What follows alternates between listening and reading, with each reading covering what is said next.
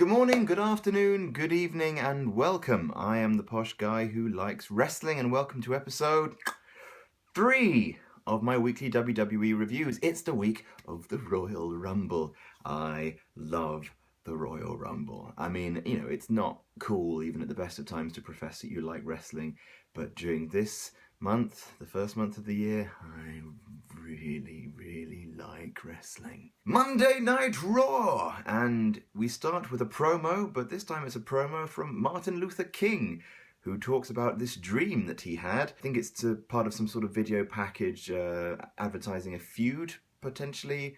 Possibly the feud between black people and white people. So Raw begins, and it's Chocka Blocka Brocka.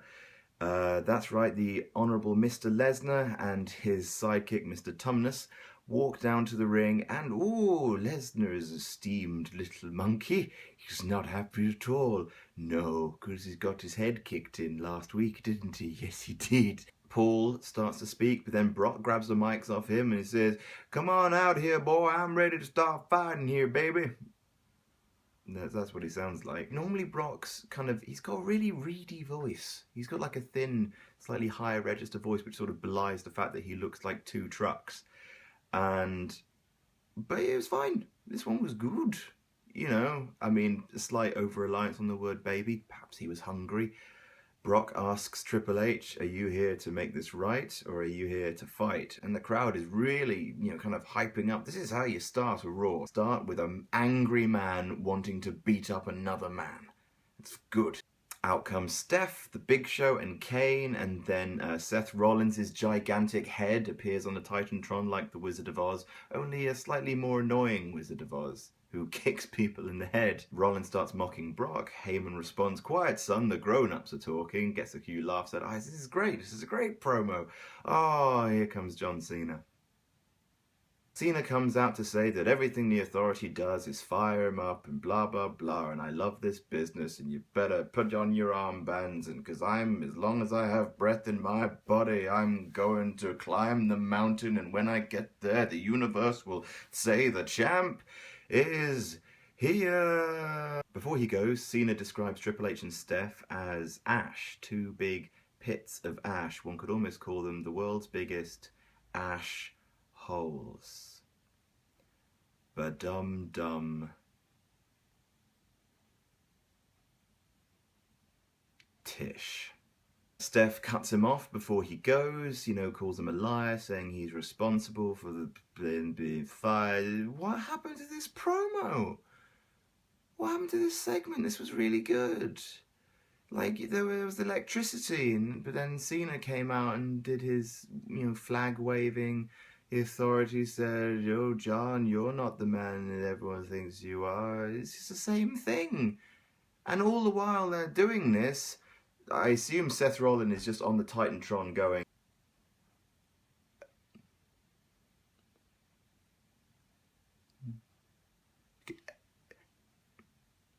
and Brock Lesnar's just standing around, just like,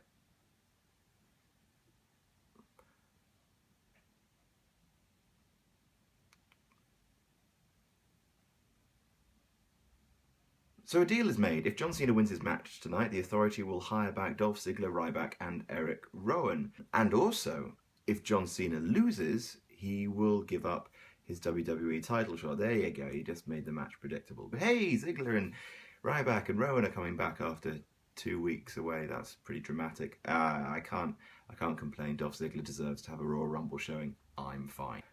What happened to that promo? That was really good. That took 20 minutes.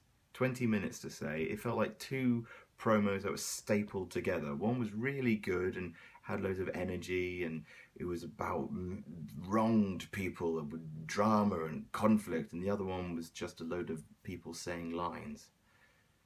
It was a shame. So we come back to the announcers teaching us how to download the WWE app. I know how to download a fucking app. Dead William Shakespeare knows how to download a fucking app. Daniel Bryan versus Bray Wyatt. Ooh, goody. And now these guys had an absolutely instant classic the last time that they fought one-on-one, which was at the Royal Rumble almost a year ago, so you know, good way to celebrate the anniversary. It starts off energetically, and out comes Kane, and it's like, oh no, let them fight, you big topless bastard. So we come back from the ad break, and the crowd are surprisingly dead. Which is a big shame, because Daniel Bryan needs these people if he's going to reclaim his spot at the top of the card, which he's going to, right? That's what's going to happen. He's going to reclaim his spot. He's going to win here and use this momentum to the Royal Rumble. This is definitely what's going to happen. Right? So there are a couple of amazing spots that finally get the crowd into it, including that fabulous running tackle from Bray Wyatt, which is, it's just, oh, poor guy. It's one where he just goes. Also, just so much beard on beard in this match. Like, what happened? Like, can those beards get like tangled up? Like, can the beards merge like in Avatar? Is that how wrestlers have sex? So the crowd is hot. They're, you know, yesing with every one of Daniel Bryan's kicks. A Hurricane Rana from the top rope. You know, this is awesome. Chant. Kane gets a cheap shot in, and then Bray Wyatt wins with Sister Abigail. Daniel Bryan's not going to win the Royal Rumble, is he? So then we go to a backstage promo with Triple H, Kevin Nash, and Scott Hall. Damn! Kevin Nash and Scott Hall look old. They look NW old.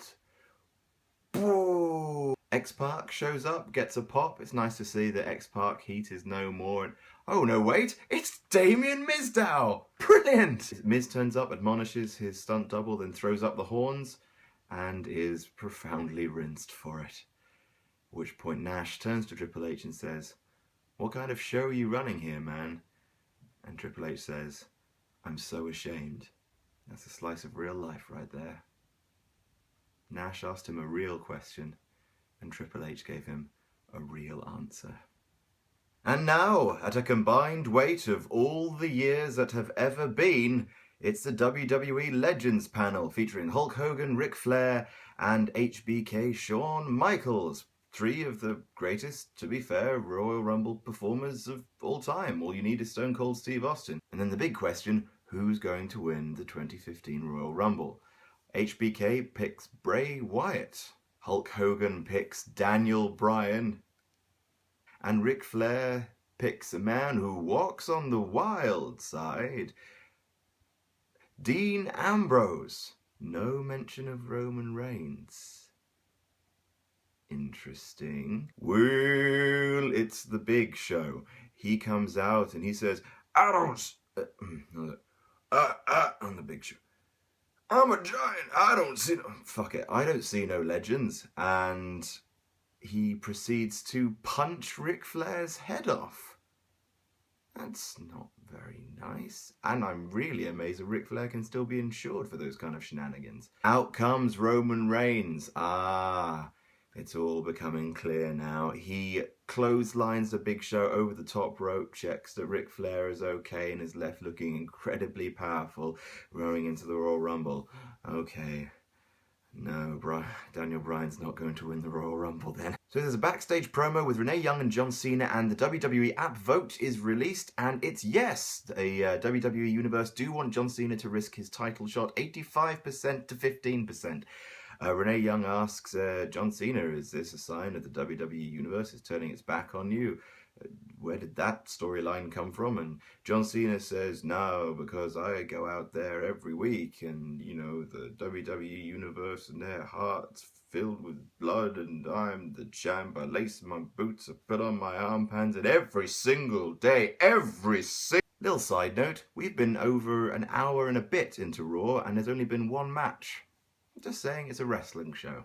Our second match of the night then is Bad News Barrett versus Dean Ambrose. That's cool. I haven't seen that matchup before. Awesome. Ambrose counters Barrett into dirty deeds and picks up the win. Again, Jesus Christ, Barrett, your intercontinental reigns suck. And the thing is, this would be a big victory. You know, they talked about Sin Cara getting the upset over Bad News Barrett and that being a huge opportunity for the intercontinental title. Okay, so you make the intercontinental title the prize, in case save a bit of prestige that way.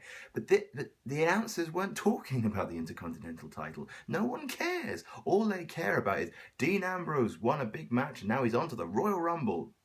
Doesn't give a shit about the IC title. The title should be its own thing. It should shine brightly on its own. It shouldn't be used to leverage other stars. It should be making a star out of its own champion, not just everyone who lines up to beat the champion.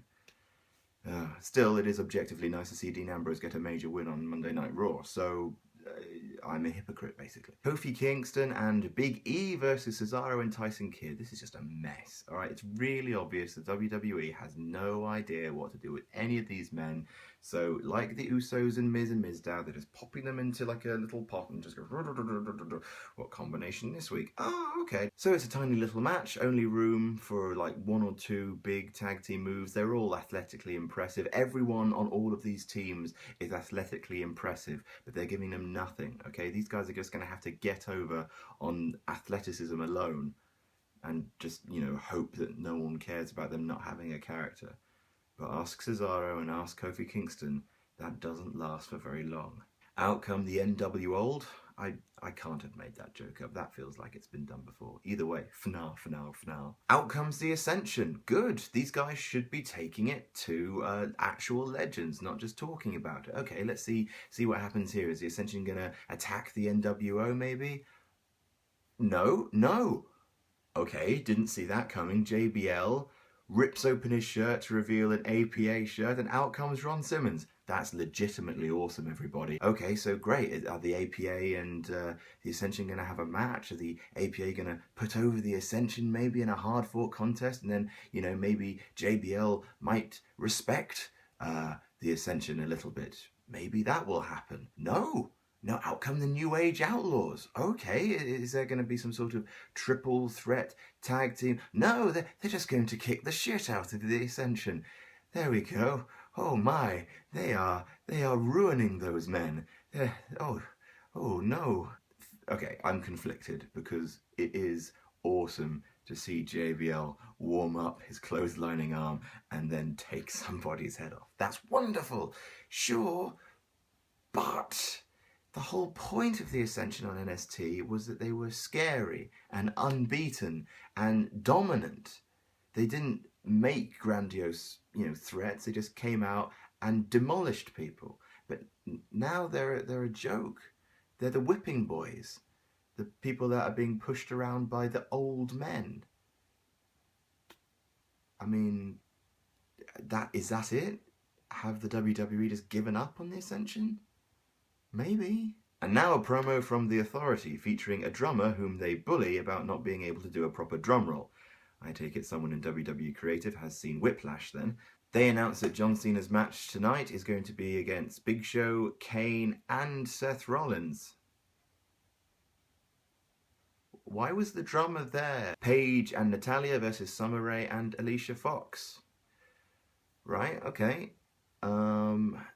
Basically, this match is just there to announce the fact that Paige and Natalya are battling the Bella Twins at the Royal Rumble in what promises to be a huge matchup. Rusev versus R-Truth. Okay, it's nice to see R-Truth get an entrance. Does anyone actually know what the lyrics are to his opening song? Because I can't hear a single one except maybe the word pimple. And if you can get with this, then you can get with that. If you can get with that, then this is where it's at. What's up? What's up? What's up? Anyway, apparently it's R-Truth's birthday today, and he is wrecked by Rusev. Happy birthday, R-Truth. See you later. Hey, remember last week? We'll make a bet.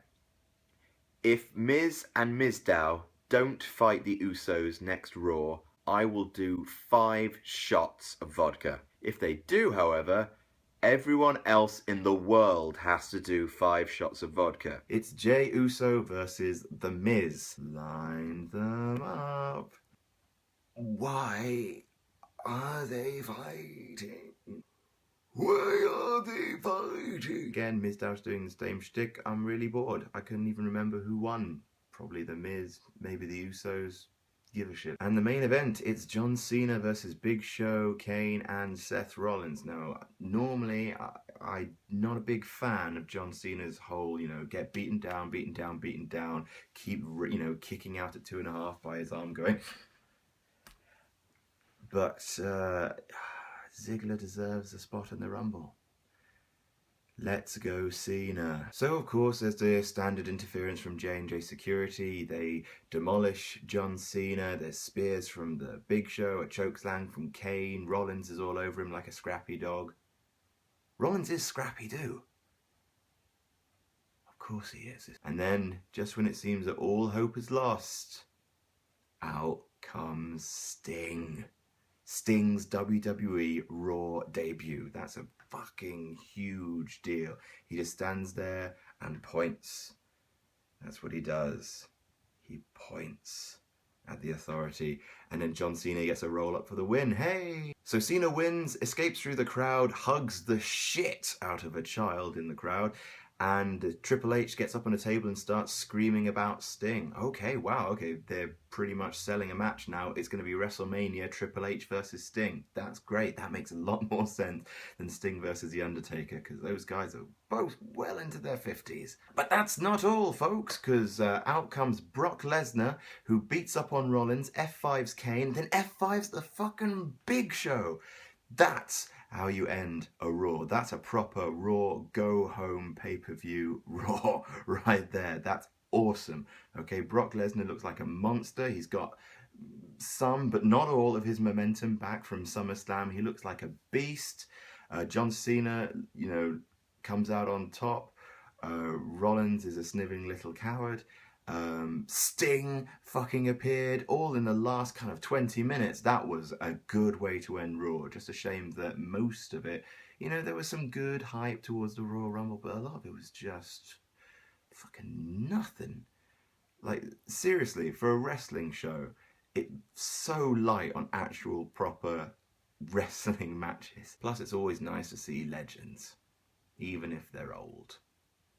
Well, they'd have to be old, otherwise they wouldn't be legends. Thursday night Smackdown! And out comes Daniel Bryan. Come on, Daniel Bryan, you have to demolish Kane in this episode, otherwise you're not going to win the Royal Rumble. He brings out Ryback, Rowan, and Dolph Ziggler, and they all get a tiny little piece on the mic to talk about how important it is to be back in the WWE, and none of them, embarrass themselves. Ryback's doing his whole, I'm a big guy and I like to big cry. Rowan strings more than a few sentences together and does his whole... And Ziggler is lovely. I like Dolph Ziggler. I'd let him marry me if he wanted to, but only if he wanted to. Out comes Kane, Big Show, Seth Rollins, and the tiniest little security team that's ever been a security team. Kane informs all the chaps in the ring that it's not just Daniel Bryan. All of their matches tonight are qualifying matches, and all the men in the ring want to be in the Royal Rumble. They have to win all of their matches. Okay. Stakes! That's nice. I miss those. So we start with Bad News Barrett and Dolph Ziggler. Oh, Bad News Barrett. First of all, this is a great match. I mean, no one kicks someone in the stomach like Bad News Barrett. They focus on the arm of Ziggler. Ziggler sells it brilliantly. And then finally Ziggler drop kicks away the bullhammer and catches him with a zigzag for the 1-2-3. Yet another clean pin over the Intercontinental Championship. You know what? I'm tired. I don't want to repeat myself, so I'll just let this face sum it up. There's a promo of Renee Young and Roman Reigns. Roman Reigns again trying a bit too hard to do the acting with his face. Talks about how the Big Show is a little man trapped inside the body of a giant. Imagine that. Just imagine if that was a real thing. Ryback versus Rusev. As JR would say, would you look at these bulls? These are two homegrown studs right here. Look at the size of these bulls. I'm not good at impressions. It's two guys who are both really fast, but both really big, so that every time they slam each other, it really shakes the ring. You've got an Alabama slam from Rusev to Ryback. You've got a great holding vertical suplex. I mean, that's impressive that Ryback could even do that for a little bit. Huge belly to belly. You've got a backdrop when he kind of trampolining his legs off the top rope. That all looks awesome. And then Ryback beats the crap out of Rusev on the outside and scampers back in the ring to get a count-out victory. Of course, it was always going to be a count-out victory. It's not WrestleMania. Rusev's streak is not going to be broken yet. Naomi versus Brie Bella. I don't care. Backstage promo now with Goldust and Stardust. I also don't care. Eric Rowan versus Luke Harper. The little feud that could have been. And Eric Rowan loses. Oh, poor guy. He's been fed to everyone since he turned babyface. I mean, granted, he's not as good as Luke Harper. I mean, Luke Harper can do a head scissors takedown, a running drop kick, the most beautiful discus clothesline. He's got the gator roll. He's got the thing, which I think is awesome. Yeah, okay, if you're going to push one of them, push Harper, but Rowan can do stuff. Daniel Bryan versus Kane, and a surprisingly lethargic match, really. I mean, I guess that's only to be understood because Kane is in his 50s, but Daniel Bryan seems just a little bit slower than he normally does. Now, it's a no disqualification match, so of course the twins get involved quite early. J&J Security throwing their tiny little paws into the match. No, we're going to interfere. Kane gets a kendo stick and Bryan knocks it out of his hands and whomps the shit out of him with it. There's almost going to be a tombstone on the announcer's table. The move that injured Daniel Bryan. Oh no! Bryan demolishes J&J Security, gets a choke slam, kicks out of the choke slam, dodges a chair shot, hits the running knee for the victory. Daniel Bryan is in the Royal Rumble. Then the stuffing's kicked out of Daniel Bryan. Then they bring out all of the superstars in the locker room because, of course, it's the last program before the Royal Rumble. You've got to end in everyone fighting each other in the ring because that's what the Royal Rumble looks like. The people who get their own entrances are Dean Ambrose and Roman Reigns. Roman Reigns enters last. And then finally, all of the good guys that count in terms of the Royal Rumble, which are Ziggler, Ryback, Daniel Bryan, Dean Ambrose, and Roman Reigns are left standing in the ring. That's them. Those are the guys to beat. All in all, SmackDown outclassed Raw. I think, well, in terms of wrestling, not in terms of spectacle, obviously, because the Raw reunion was, pretty spectacular in its own way. It's Sting's debut. You can't not give it to John Cena versus Big Show Kane and Seth Rollins. Match of the week. And now, my thoughts on a thing. And this week's thing is Daniel Bryan versus Roman Reigns, or Let's Go Cena versus Cena Sucks. Now, prior to this week, I would have told you that there were two contenders for the Royal Rumble. However, and although programming can change at the last minute, at this point, there's only one. While this year's Royal Rumble is still technically more unpredictable than last year's two screamingly obvious winners, and Daniel Bryan could technically still win if they changed their mind, the foreshadowing is clear. This Rumble match belongs to Roman Reigns. Now, this win will likely add to the growing bonfire of heat being thrown Roman Reigns' way by the internet wrestling community, the IWC, of which, by the way, you are a part by watching this video, so am I. Now, some people are going to be furious about this, and this fury stems from a deep schism in the fans of professional wrestling in today's reality era. It's the casual viewer versus the IWC. The marks versus the smarks. Let's Go Cena versus Cena Sucks. For the last 10 years, the dominance of John Cena, man forever half as popular as he should be, and the internet-induced increased transparency of the behind-the-scenes politics and the behind-the-scenes booking decisions have left a majority of wise fans, otherwise known as the IWC, feeling that WWE Creative has a certain attitude towards them, which is that WWE Creative tell the fans which superstars they should like, rather than WWE Creative promoting the superstars that the fans come to like themselves. Now, let's not be naive. The WWE is a business, and what's more important to the company is how much you are worth in terms of cash rather than your technical acumen.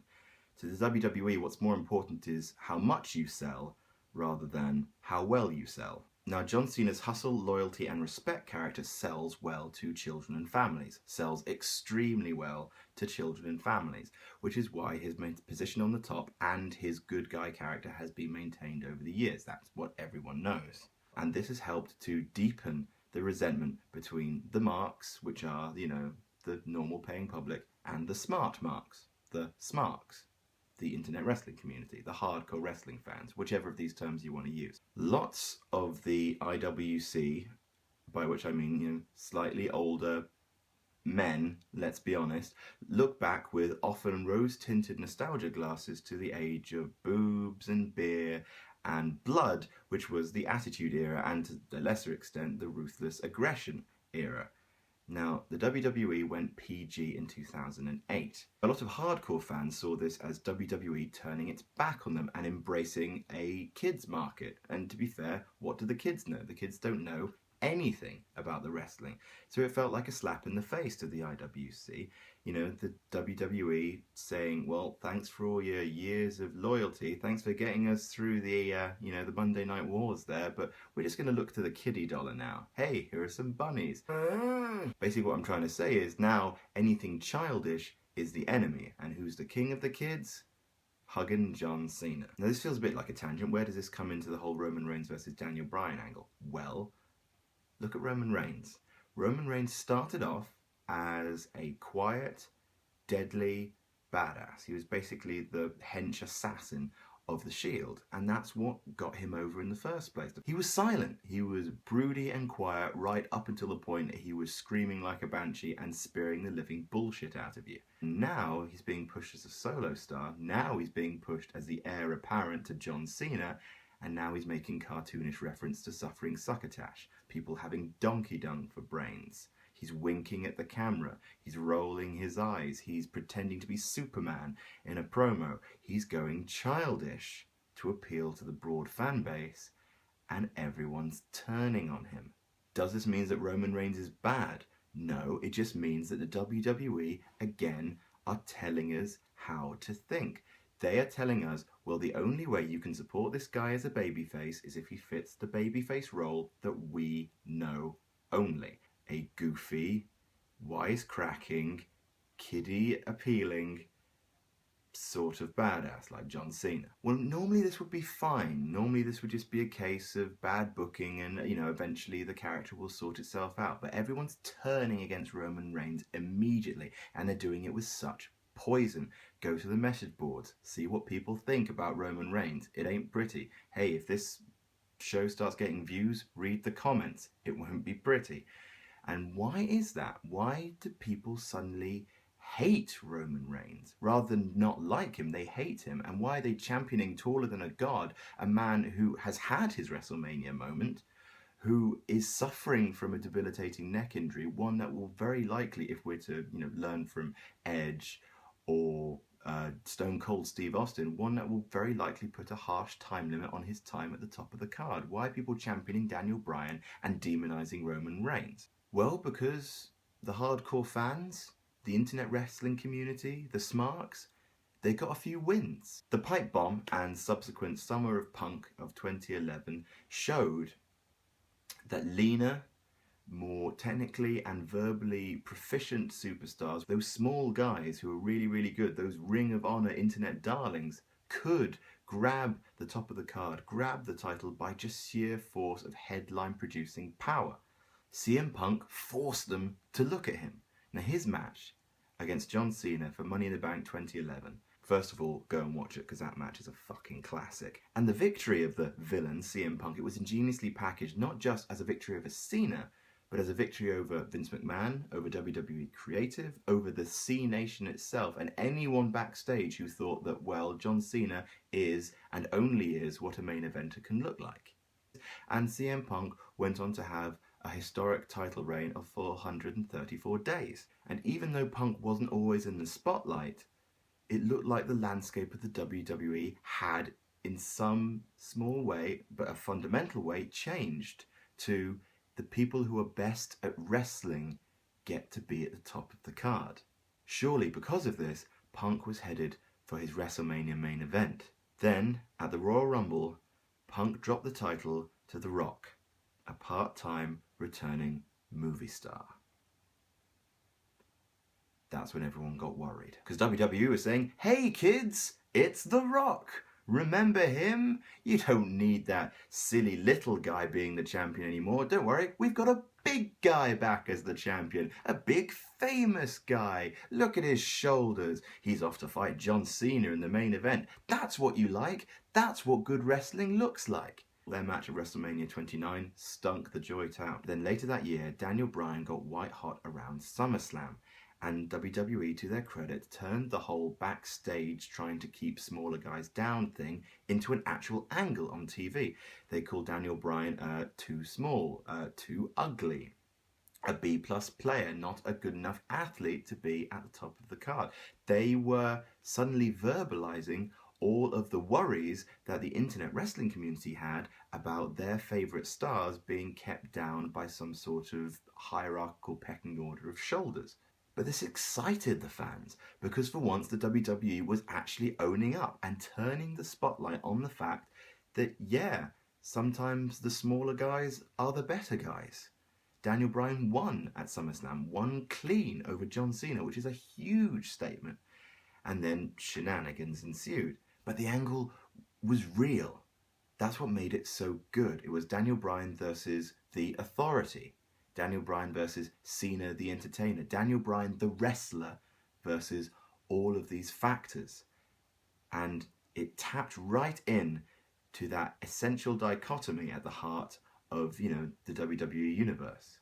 Daniel Bryan was suddenly the physical embodiment, not of Let's Go Cena, but the embodiment of Cena sucks. Surely Daniel Bryan was going to eventually win the title and have his big WrestleMania moment, right? Then, at the Royal Rumble, Batista, a part-time returning movie star, won the Royal Rumble.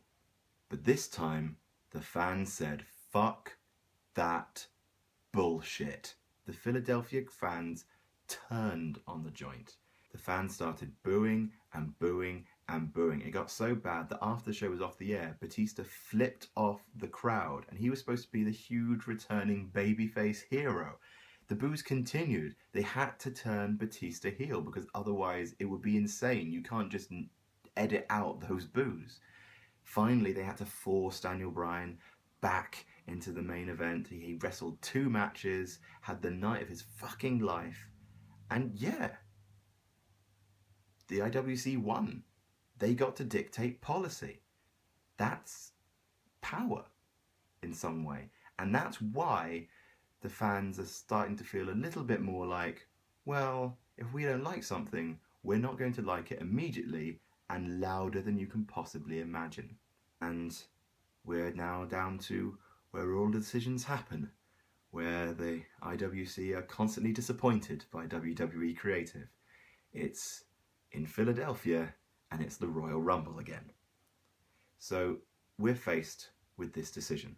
Daniel Bryan versus Roman Reigns. These are the only choices that make sense to win the Royal Rumble. And for the most part, the hardcore fans on the internet have made their points clear. They want Daniel Bryan to win. For a number of reasons. Daniel Bryan can still go. Daniel Bryan never lost the title. You've got David versus Goliath, Monster versus Injured, and you've got rightful champion versus incumbent title holder. It's all built right in. It's a multi-layered narrative, and it writes itself. So why aren't the WWE going for it? Well, because the WWE have decided who we're going to like, and it's going to be Roman Reigns. And Roman Reigns is going to appeal to children now. But that's the thing. If you let the IWC dictate policy once, they're going to dictate it again. And that begs the question, can WWE afford to have in the WrestleMania main event a match that might be booed? Maybe they can. Look at all the times that Cena has been in the main event. Listen to all the times that Let's Go Cena was just as loud as Cena sucks. So all that's left now is to sit back and watch the backlash. I hope it will not be that bad. Roman Reigns doesn't deserve that much. Okay, and that was my thoughts on that thing, and that's the end of episode 3. I am the posh guy who likes wrestling. I will be releasing later on today a very small mini episode with my predictions about the upcoming Royal Rumble tomorrow. I'll have a drinking game and my predictions for all of the cards on the match. Check it out. Until next week, then, I've been the posh guy who likes wrestling. Cheerio.